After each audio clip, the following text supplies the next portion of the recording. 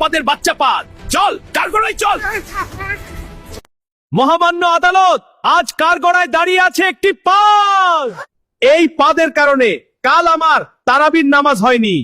তবে সমস্যা তা না, মহামান্য আদালত। এটি আসে মূলত নামাজের নিয়ত করার পর, অজু করার পর 10টা মানুষের সামনে কিংবা বন্ধুদের সাথে আড্ডা দেওয়ার সময়। কেন রে, এই সময়ে কেন আসতে হয় তোকে? আমরা কি কিছু বুঝি না? সালা তোর ক্যারেক্টারটাই এমন। সুখের সময় একজন শত্রু হিসেবে দাঁড়িয়ে থাকবি আর মানসম্মানের 12টা বাজিয়ে দিবি। জর্জ সাহেব, এই পাদের বাচ্চা পাদকে নগদে শাস্তি দেওয়া হোক।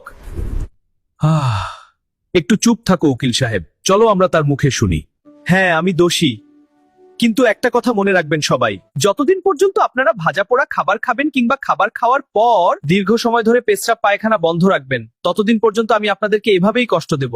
কারণ আমি জানি আপনারাই আমাকে সৃষ্টি করেন, কিন্তু আমি তো আপনাদের কথা মানি না। কতক্ষণ আটকায় রাখতে পারেন? 5 মিনিট, 10 মিনিট, তারপর কোনো দিক দিয়ে ছুটে আসি, বুঝতেই তো পারেন না। আর তাই যদি জীবন সুন্দর করতে চান তাহলে নিয়ম মেনে চলুন, সতর্ক থাকুন।